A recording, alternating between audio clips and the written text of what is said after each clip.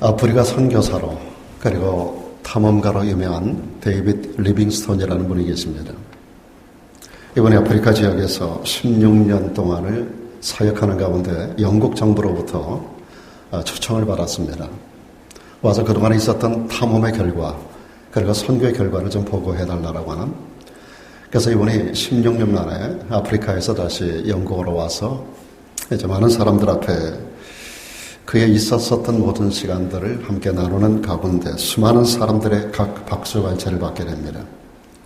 영국 여왕을 접견하는 영광도 누리고요. 옥스퍼드 대학교 그리고 캠브리지 대학교에서 법학 박사 학위를 받게 됩니다. 글래스고우 대학교에서는 그가 표창을 받기도 합니다. 그리고 나서 그가 답사 시간에 이런 말을 했습니다. 아마 이것은 그의 간증일 것입니다. 그가 16년 동안 아프리카에서 사역하는 가운데서 굉장히 많은 어려움을 당했다라고 하는 것을 선언적으로 던지고, 그리고 구체적으로 여러 가지 이야기들을 많이 했는데 제 안에 특별히 와서 닿는 것 중에 사자의 공격을 받아서 완전히 죽었다가 눈을 떴는데 자기가 죽은 게 아니고 한쪽 팔만을 엄청나게 큰 손실을 당하고, 그러나서 그때 했었던 그 말이 뭐냐 하면 사명자는 죽지 않는다라고 하는 말을, 유명한 말을 남긴 사람이 바로 이분입니다. 사명자는 죽지 않는다. 사자의 밥이 될 상황 가운데서도 사명이 있어서 하나님께서 나를 살리셨다라고 하는, 그리고 혹독한 기후 그리고 열병을 통과하면서 그 열병 가운데, 제가 어저께도 인터넷으로 찾아보니까 열병 가운데 그 완전히 거의 죽음 상태까지 간 적이 있었다고 그래요. 또 다른 어떤 구조대를 만나지 않았으면 죽었을 텐데 어떤 구조대에 의해서 그가 구조를 받는 그런 장면도 볼 수 있었습니다. 토인들의 습격이 일상화되고 약탈이 매일같이 반복되고, 한 번은 배를 타고 가다가 하마의 공격을 받아가지고 배가 뒤집히는, 하마 입속에 우리 사람이 통째로 들어가지 않습니까? 그런 정도의 고난이 쭉 있었던 것을 이야기합니다. 그리고 중요하게 그가 다루고 있는 얘기가 하나가 있었어요. 한 번은 그가 마차를 타고 선교지를 이렇게 가는데 마차 앞에 한 사람이 굉장히 무거운 짐을 지고 가는 것을 보고 그 무거운 짐 때문에 이분을 좀 태워드려야 되겠다 생각을 하고 마차에다 그분을 태웠다는 거예요. 그리고 한참을 가는데 뭐 길이 얼마나 나쁘겠습니까? 울퉁불퉁한 그 아프리카 그냥 그런 도로를 가는데 짐이 너무 무겁다 보니까 바퀴에 문제가 생겼어요. 그래서 바퀴가 고장이 나서 더 이상 갈 수 없는 상황이 되었다는 겁니다. 그래서 그날에 그가 계획했던 선교 교육이 무산이 돼요.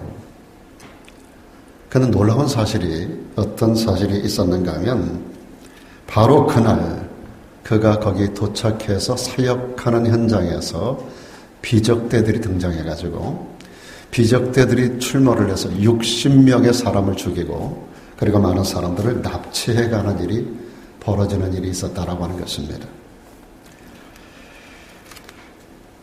결론적으로 리빙스톤은 이렇게 말합니다. 여러분은 제가 지난 16년 동안 언어가 다르고 의심과 적개심이 많은 토인들이 사는 곳에서 어떻게 살아남을 수 있었을까에 궁금증을 가지고 있을 것입니다. 그런데 제가 오늘까지 존재할 수 있었던 것, 제가 오늘까지 살아남을 수 있었던 것은 딱 한 가지 이유인데, 그것은 예수님께서 말씀하신 마태복음 28장 마지막 절 20절을 붙들었기 때문입니다. 마태복음 28장 20절 말씀 여러분 기억나십니까? 볼지어다 내가 세상 끝날까지 너희와 항상 함께 있으리라고 하는 이 말씀입니다.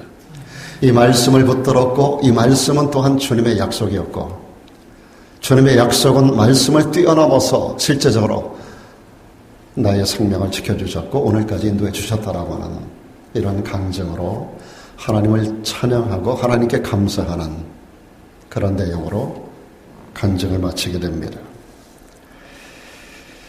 여러분, 우리의 눈으로는 현재 상황만이 보입니다. 그리고 우리 인간의 한계는 바라보는 시각의 한계를 뛰어넘을 수 없습니다.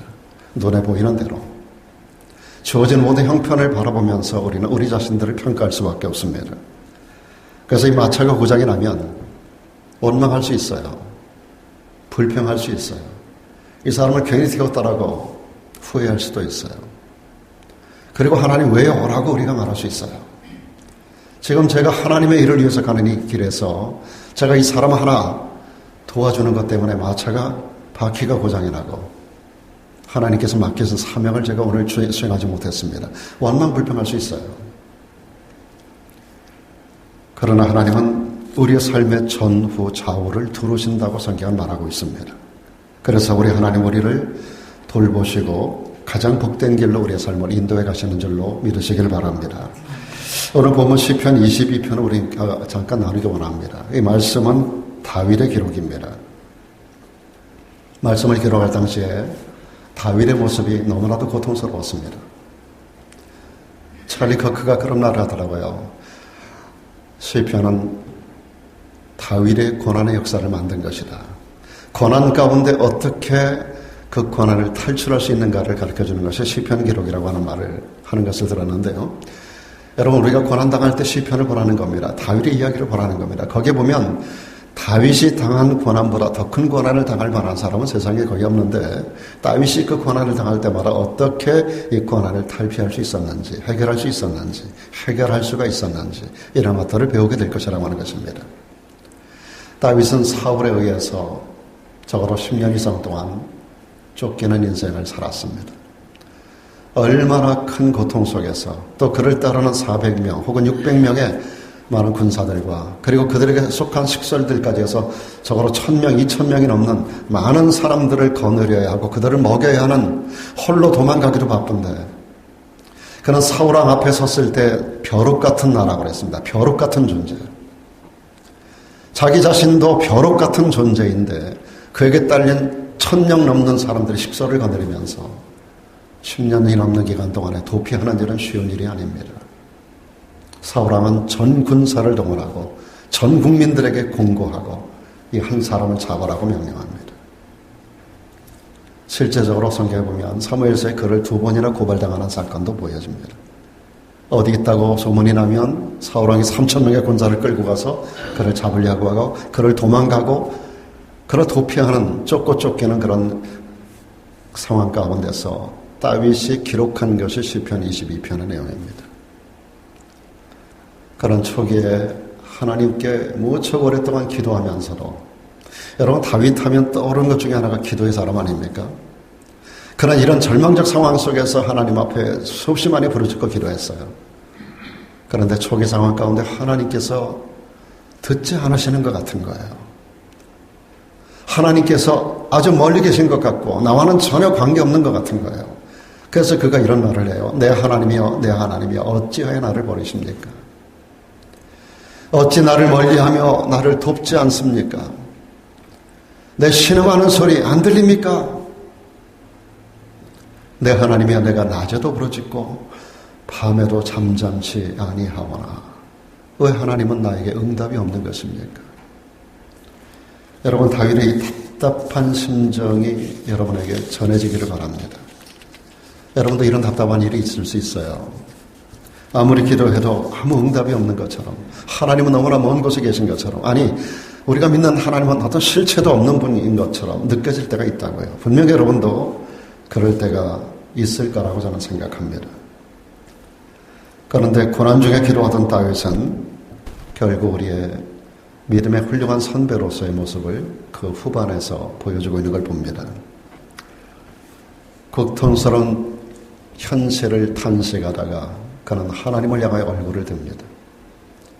상황 속에 주저앉았던 그가 땅을 바라보던 그가 이제 하나님을 다시 바라보기 시작합니다. 그리고 하나님을 찬양하기 시작합니다. 앞에도 기도했습니다. 부르짖었습니다. 그러나 원망 섞인 기도했었어요. 그런 가운데 응답이 없어요. 절망이에요.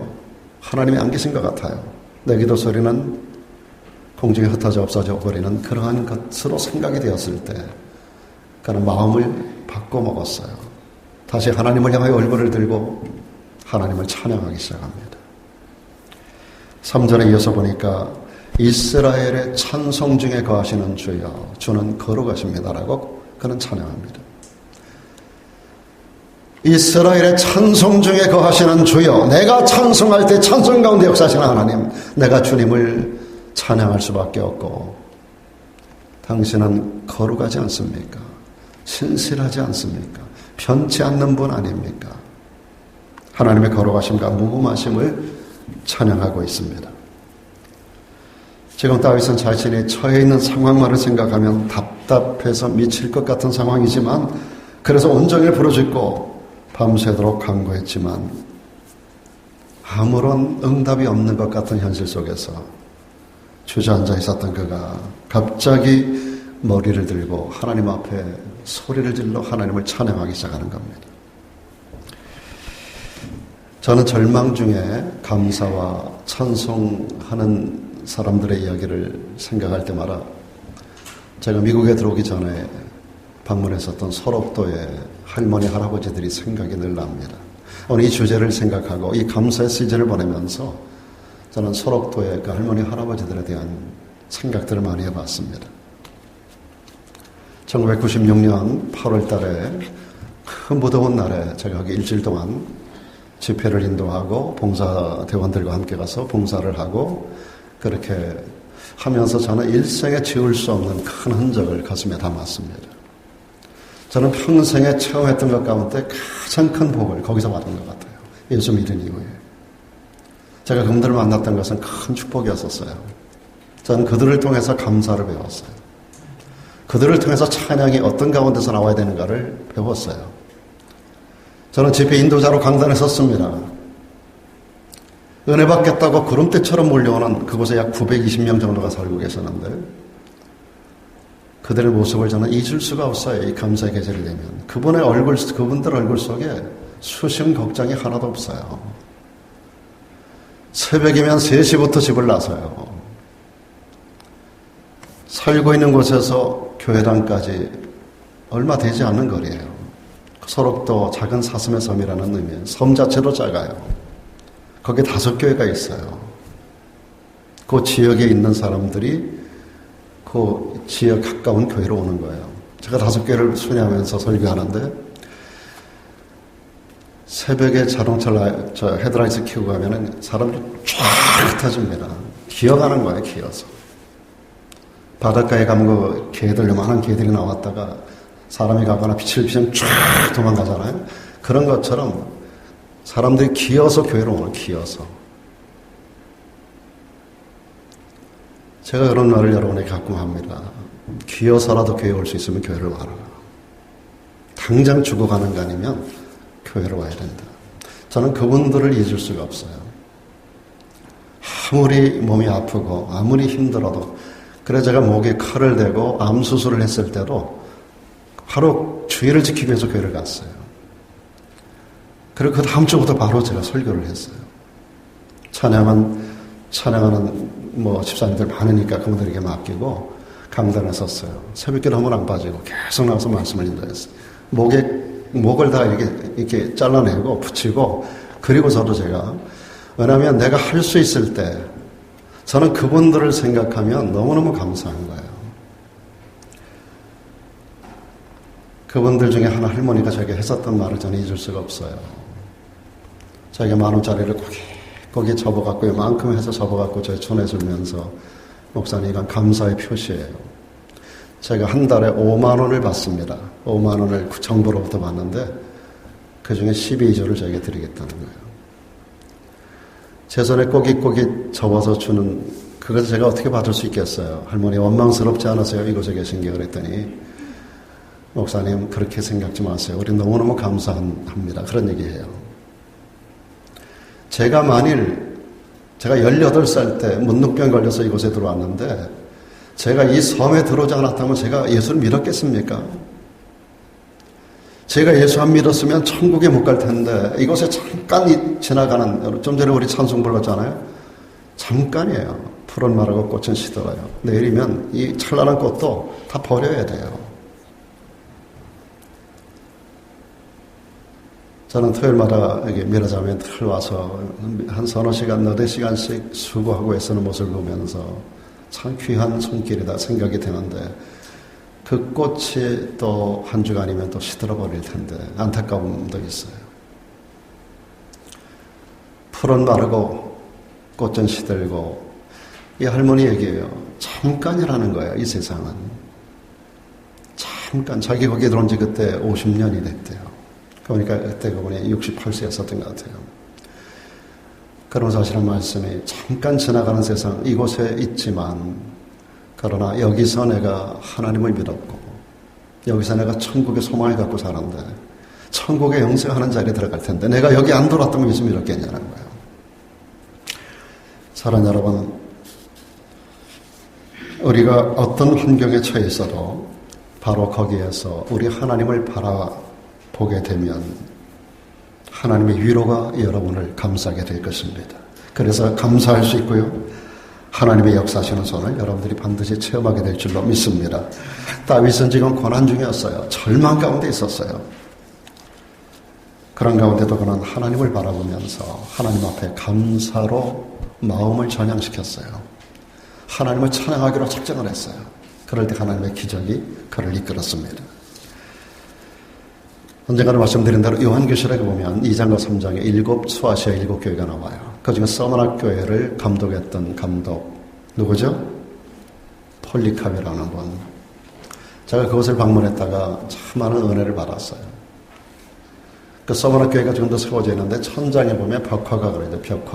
벽화에 폴리캅 감독이 이렇게 화형식을 당하는, 밑에 불을 장작들을 놓고 불 위에 그 대에다가 이렇게 묶어놓고 불이 활활 타오르는데 그 서머나 교회의 이 폴리캅 감독이 하늘을 우러러보는, 그 묶인 상태로 하늘을 우러러보는, 그리고 옆에서 그 대적들이 불을 붙이고 막 규탄하는 그런 모습에 벽화를 볼 수가 있었습니다. 그때 폴리캅 감독이 86세였었답니다. 적대자들이 폴리캅에게 했었던 말, 그를 회유하면서 딱 한 번만 예수를 부인해라. 딱 한 번만 예수를 모른다고 이 사람들 앞에 공개적으로 얘기를 해라. 그러면 살려주겠다. 그때 폴리캅이 그런 말을 했다지요. 예수님께서 86년 동안 나를 한 번도 모른다 하지 않으셨는데 내가 어찌 이 상황에 주님을 모른다 하길 수 있겠소. 여기까지는 우리가 일반적으로 하는 얘기예요. 그 다음 그는 하나님을 찬양하기 시작했다는 거예요. 이때부터 하나님께 감사하는 노래로 찬송하는 찬양을 통해서 주변 사람들에게 놀라운 영향력을 나타냈다는 기록이 있습니다.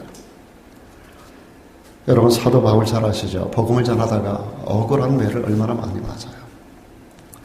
사도행전 16장 보면 빌립보 지역에서 귀신 들려가지고 점치는 여자아이, 그 귀신 내쫓아줬다고 그 점치는 아이를 통해서 돈을 벌었던 주인이 고발을 해가지고 끌려가요. 소위 우리로 말하면 관가로 끌려가요. 죽도록 매를 맞습니다. 온몸이 피투성이에요. 바울이 무슨 잘못을 했나요? 그리고 감옥에 던져져요. 그냥 던져진 게 아니라 쇠고랑으로 온몸을 묶고 발은 착고를 채워서 꼼짝 못하게 해요. 착고가 뭐예요? 옛날에 성춘향이 여기 목에 이렇게 했던 게 착고 아니에요? 발을 묶으면 꼼짝을 못하는 거예요. 착고를 채우고 쇠사슬을 묶고 빛 한 점 들어오지 않는 감옥에 집어던졌어요. 그런데 그 밤을 지나면서 사도 바울은 그의 동력자 실라와 더불어서 하나님께 감사하고 찬양을 올렸어요. 그의 기도와 찬미로 하늘문이 움직이기 시작하는 거예요. 땅이震동하고 감옥문이 열리고 쇠사슬이 풀어지고 착고가 풀어지고 하나님의 기적이 일어나는 사건을 그는 체험하게 됩니다. 사랑하는 여러분, 지금 우리가 당하고 있는 일들이 아무리 힘들고 어려워도 그동안 우리를 여기까지 인도해 주신 은혜를 생각하면 그 어떤 것도 우리는 두려워할 일이 없습니다. 이것이 바울이, 폴리캅 감독이, 그리고 다윗이 하나님을 바라보며 감사하고 찬양했던 이유입니다. 제가 지난주에 나눠드렸던 책 제목, 절대 감사가 이런 감사예요. 이게 초월하는 감사예요. 초월 감사예요. 다시 한번 여러분에게 부탁드립니다. 꼭 이 책을 이번 한 주간 동안 좀 읽으시길 바랍니다. 여러분 놀라운 은혜가 여러분 가슴속에 충만하게 채워질 거예요. 그리고 다윗의 찬양은 오늘 22절에서 계속 이렇게 이어지고 있습니다.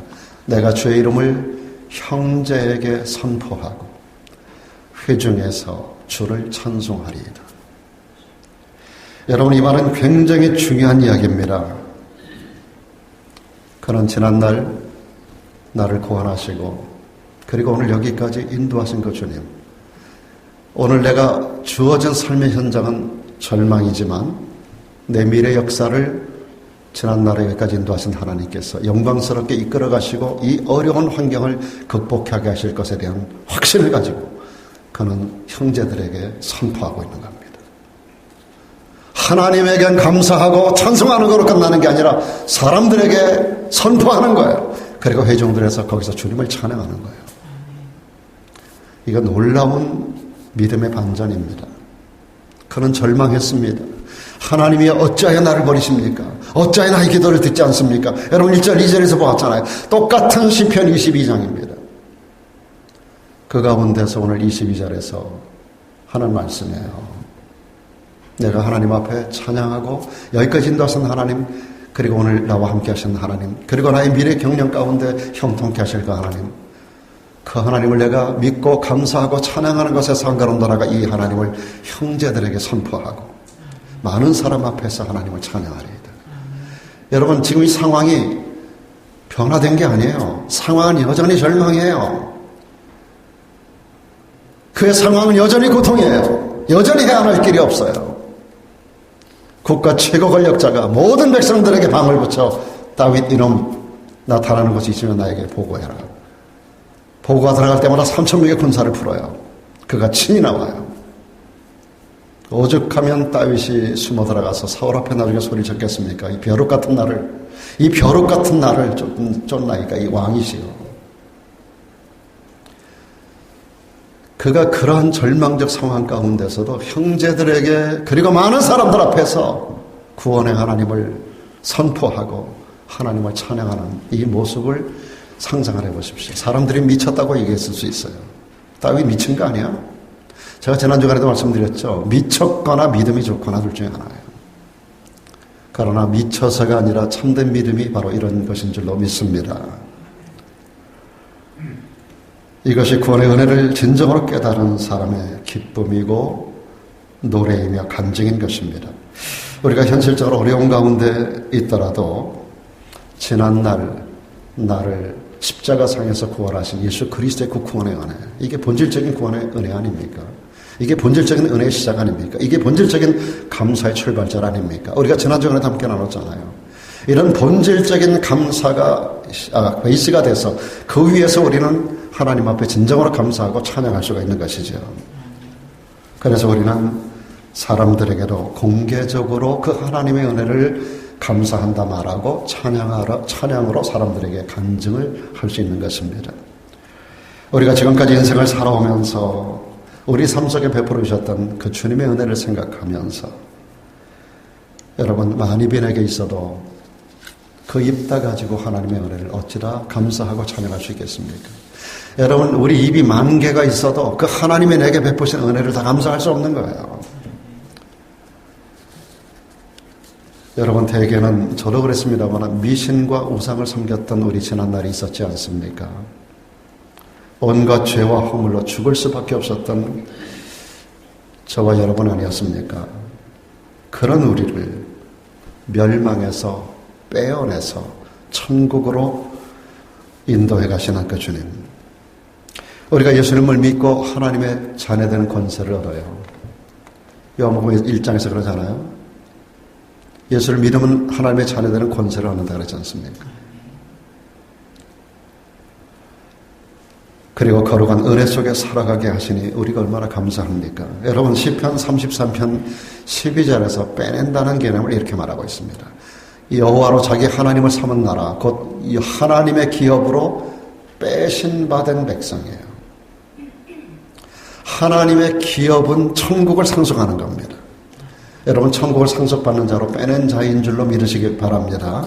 여러분 이 땅을 살아가면서 우리가 천국을 상속받은 자로 빼낸 백성이에요. 빼낸 백성이에요. 여러분, 예수님께서는 혼인잔치 비유 가운데서 이런 말씀하셨어요.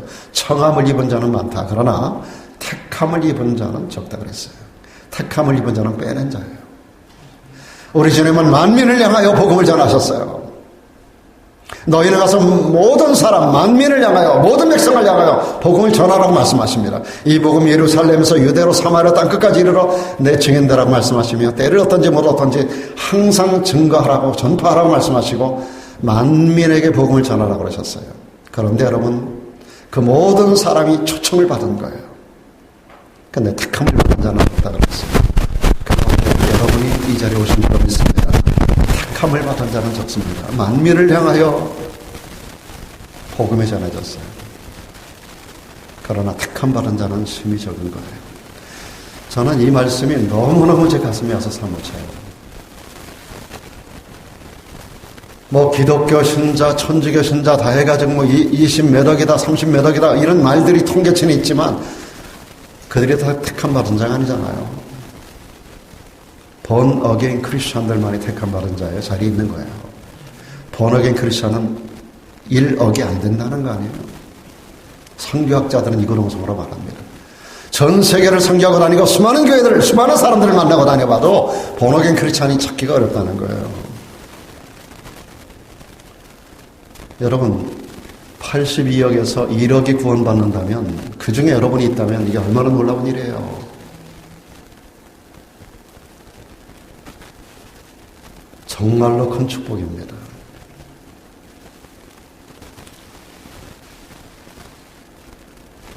제가 새벽기도 때 한번 말씀드린 것 같은데 우리 그레이스가 이번에 사이버 세큐리티 그 직장이 취업이 되는데 거기 교육받으러 갔다가 충격적인 말을 들었다는 거예요. 2명을 뽑았는데 2,000명이 지원을 했다는 거예요. 너무 좋은, 그날 너무 제가 충격을 받았어요. 2,000명이 지원을 해서 2명이 뽑혔으면 1,000대 1인 거예요. 근데 거기 뽑힌 거예요. 이 아이 하는 말이 자기가 잘해서도 뛰어나서도 공부를 많이 해서도 뭐 특별한 게 있어서가 아니라 하나님의 은혜로 밖에는 말할 수 없다는 거예요. 저도 그렇게 인정을 해요. 제가 제 아이를 너무 잘 아니까. 그 아이의 능력의 한계를 제가 알아요. 근데 어떻게 1,000대 1을 뚫고 거기에 됐겠어요. 근데 여러분, 그것도 그거지만 우리가 82억 가운데서 1억이 구원받는다라고 할 때 여러분 그 1억의 구원의 방주 안에 우리가 올라탈 수 있어요. 분명히 올라탄 존재라고 한다면 82명 중에 1명이 구원받는 거 아니겠어요? 저는 그 아이의 그 말을 들을 때 엄청난 충격이 감사로 제 안에 들어오더라고요. 여러분들 82명 중에 1명이 구원받는다라고 할 때 이것이 여러분에게 충격이 되지 않습니까? 여러분 정말 감사가 되지 않습니까? 지난번에 방 권사님이 우리에게 오셔서 저한테 그런 얘기를 하셨어요. 예수 믿고 처음 구원받은 날 그분은 예수를 안 믿었다는 거예요. 제 남편이 의사인데 오늘 안 오셔서 제가 말씀드리는 거예요.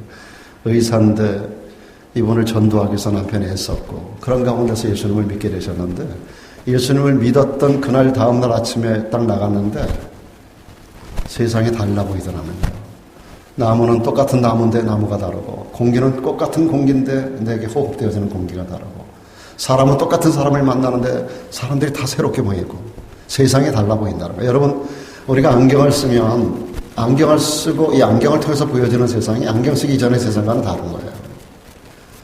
컬러 있는 그런 안경, 선글라스를 끼면 세상이 그 컬러가 보이는 것처럼 우리가 예수의 안경을 쓰게 되면 보여지는 세상이 달라지는 거예요. 예수 믿기 이전과 이후는 분명히 달라요.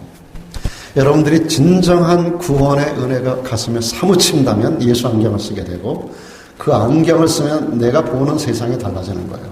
똑같은 절망적 환경이 다윗처럼 감사의 환경으로 바뀌게 되는 거예요. 환경이 다른 게 아니에요. 여러분 안경 쓴 거나 안 쓴 거나 보이는 대상은 똑같은 거예요.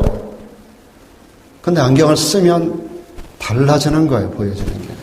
우리가 예수 안경을 쓰고 구원의 안경을 쓰면 똑같은 세상을 사는데 세상이 달라요.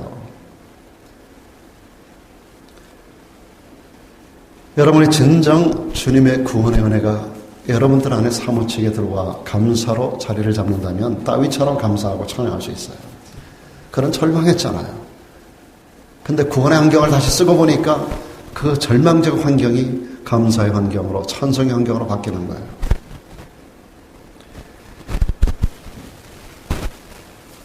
우리는 하나님의 소유된 백성입니다. 믿습니까? 천국 혼인잔치 청함을 받은 택함 받은 자인 줄로 믿습니다. 그리고 하나님의 사랑하심을 입은 성도로 부르심을 입은 자들입니다. 웬 은혜요, 웬 사랑입니까? 여러분, 예수님은 마지막 제자들과 최후의 만찬석상에서 제자들에게 이렇게 말씀하셨습니다. 이것은 너희를 위하는 내 몸이라고 하셨습니다. 이것은 너희를 위하여 주는 내 몸이라. 이것은 너희를 위하여 흘리는 내 피라. 주님의 찢겨진 몸, 그 흘리신 피가 우리를 죄와 사망에서 건져낸 것이라고 하는 겁니다.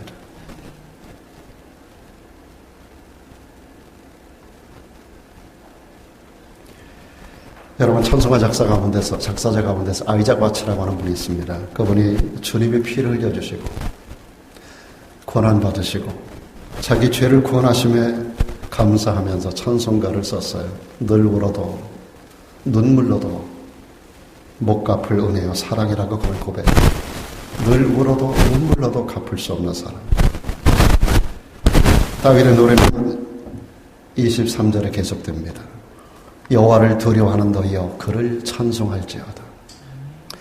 야곱의 모든 자손이여 그에게 영광을 돌릴지어다. 너희 이스라엘 모든 자손이여 그를 경외할지어다. 그리고 24절의 연속에서 그는 곤고한 자의 곤고를 절대로 멸시하지 않는다. 여러분, 곤고하시죠? 그분 백성들의 곤고를 멸시하지 않습니다. 그분은 곤고한 자의 곤고를 절대로 싫어 보지 않는 하나님이 아니라는 거예요.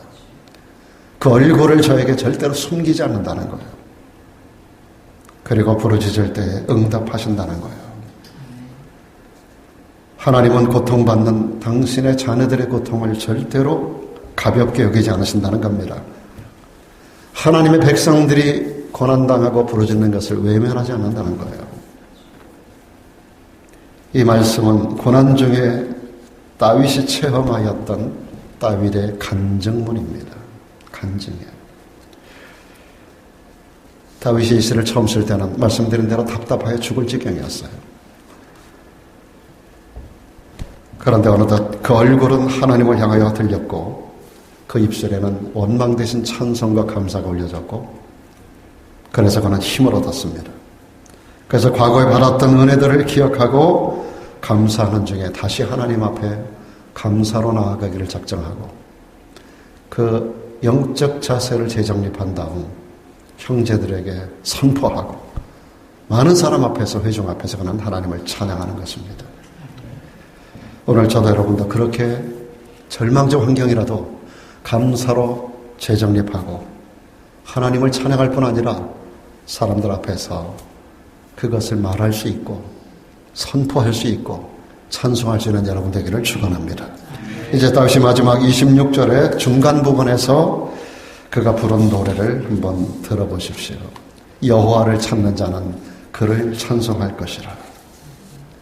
주님을 찾는 사람은 누구나 어떤 상황에도 하나님을 찬송해야 된다라고 하는 것입니다. 우리 그리스도인들은 누구나 어떤 상황에서도 감사와 함께 하나님을 찬양하는 것을 잊어서는 안 됩니다. 사도 바울 옥중에서도 하나님을 감사하고 찬양하다가 말씀드린 대로 기적을 체험합니다. 여러분, 사도 바울의 흔적 가운데 그가 지나간 삶의 자체는 전부 감사로 어우러져 있어요.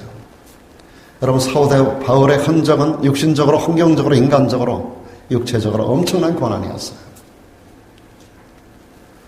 그는 고린도후서 11장에 그가 당한 모든 고난을 요약해 놨어요. 저는 그 내용들을 읽을 때마다 제가 감사하지 않을 수가 없어요. 여러분, 감사거리를 빼앗길 때마다, 고난이 오고 절망이 올 때마다 고린도후서 11장을 펼쳐보세요.